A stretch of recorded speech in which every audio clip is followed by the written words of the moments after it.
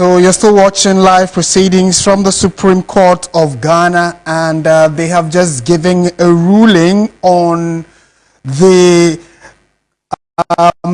order that was sent to them, or the writ that was filed at the Supreme Court by the NDC. And after about 3 hours of a break, the judges, the 5-panel judge led by Justice Gabriel Puamang, have returned with a judgment, and their judgment finally is that the recollation of a number of constituencies have been set aside. About out of the 7 constituencies that were declared in favor of the NPP a few days ago by the Electoral Commission, the recollation exercise, the Supreme Court have, by unanimous decision, giving an order quashing 4 of those constituencies, leaving 2. So the constituencies that the Supreme Court has quashed, meaning they have cancelled out the results that were declared by the Electoral Commission, the 4 are PAA Central, Ablekuma North, Tema Central, and Techiman South. These constituencies were part of an original 9 that were under contention. And out of that 9, you remember that 7 of them were declared in favor of the NPP. So the NDC actually went to court before even the declaration that the Supreme Court's decision, I beg your pardon, the High Court's decision to say that these constituencies' results need to be recollated for another declaration. Well, the Supreme Court says that a number of infractions happened during that entire process, and because of that, these 4 constituencies have been quashed, and the current results that were given by the Electoral Commission are null and void and of no effect, so they do not stand. And those constituencies are PAA Central, Ablekuma North, Tema Central, and Techiman South. These are the 4 that the Supreme Court has trashed out. However, they have upheld 2 constituency results that were also done under the same process. These constituencies are Nsawam Adoejiri and Ahafua North. Nsawam Adoejiri and Ahafua North. These 2 constituency results have been upheld by the Supreme Court, and they are clearly giving indications that, well, based on a number of factors they considered, they believe that these 2 constituencies actually, applied all the necessary processes and came to a final result which have now gone in the favor of the candidates that have been declared winners. So the EC actually, per the dictates of the Supreme Court, went through the entire process, or used every available means to make sure that the process was free, fair, and accurate in favor of everybody that, or all the stakeholders that took part in it. So 2 of them, which is Nsawam Adoejiri and Ahafua North, are actually have been upheld. So let's go back to the court and listen to some interactions of some of the candidates that are also in the court today. I think it's important that everybody understands that this is just the beginning of our work. And I think that this experience equips us to be able to represent all our people a lot better. So we're very grateful and for the opportunity. And also we want to say hello to Ghanaians and our constituents. Merry Christmas, Happy New Year. Thank you.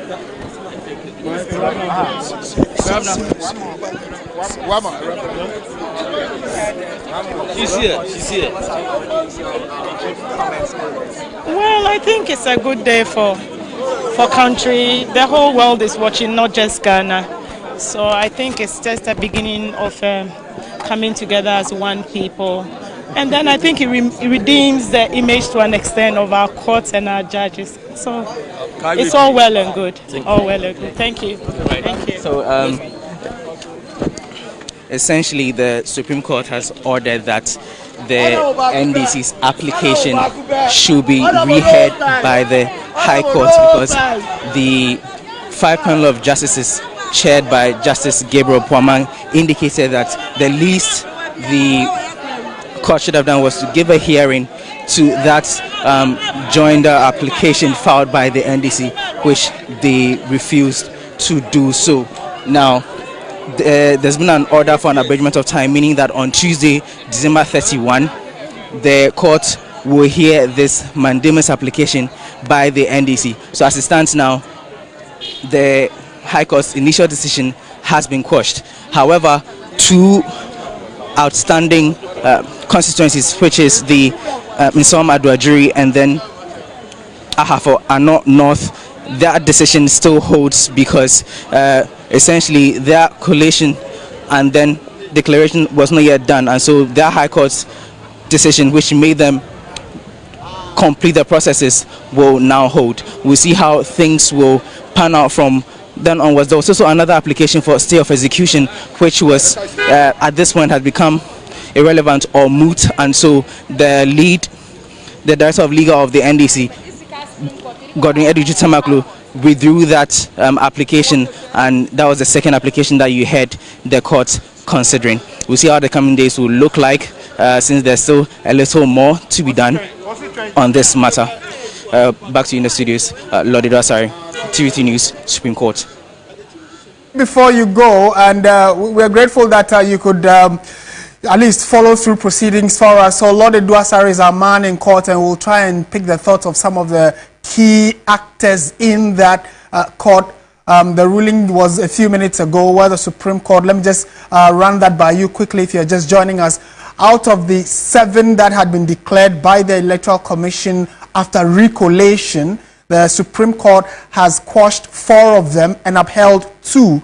Now the 4 that they have quashed are Okaikwe Central, Ablekuma North, Tema Central, and Techiman South, and there are 2 of them that have been upheld, which is Nsawam Aduajiri and Ahafo North. Kojoga Daudu is one of the legal members of the NDC. Let's listen to him. High Court judge, was hearing the mandamus application, had noticed that the applicants, that is the candidates for Okaikwe, Tema Central, and others, they had filed. And the judge was put on notice that we had an interest. They had filed years earlier, but they did not do.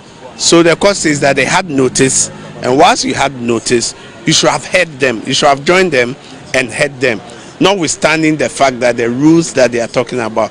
Because hearing somebody, natural justice has become a constitutional level. It's been elevated to constitutional right. So even if administrative bodies, where they use the WAEC example, Awuni versus WAEC, that if they are bound to give a hearing notice to somebody who has an interest, then how much more a court, high court, that will not listen.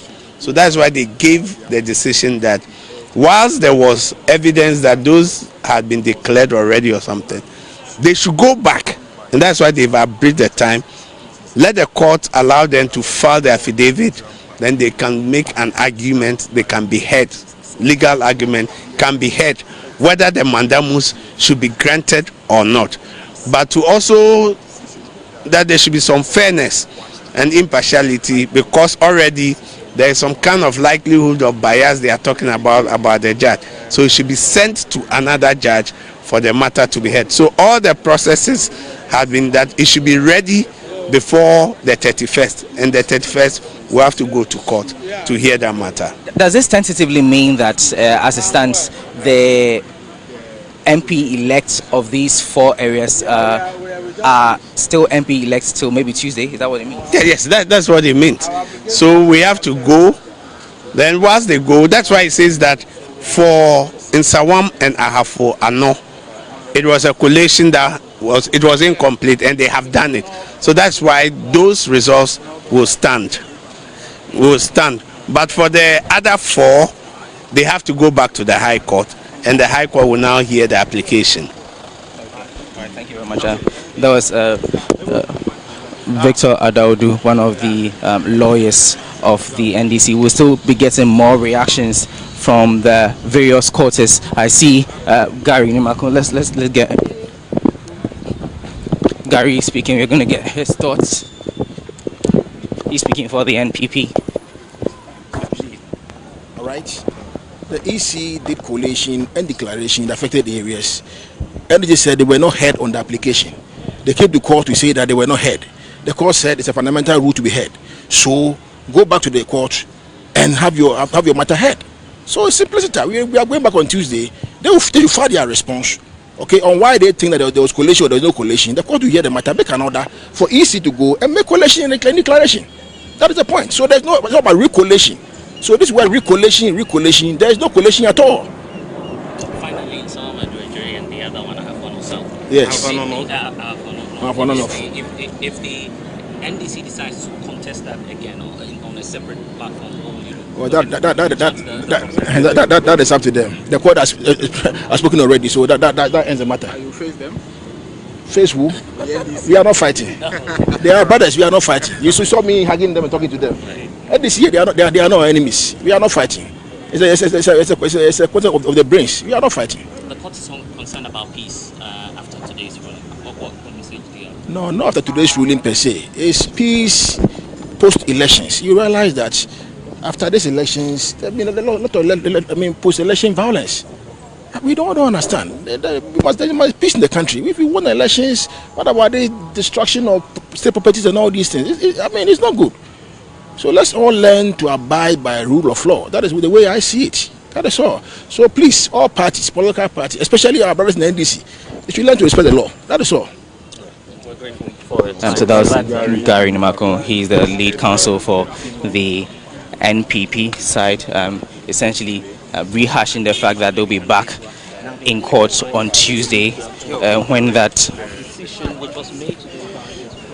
the court hears that mandamus application again by the NDC. They're basically saying that they should file all their documents and then they will face them as such.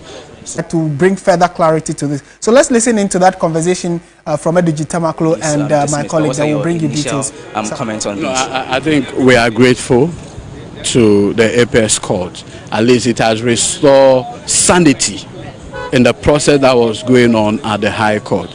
And that for us is why we are grateful to the Apex Court. And I want to thank my able co-counsels here, my seniors who accompanied us to court today for this one. At least fairness has been done today. And that is all that we're calling for.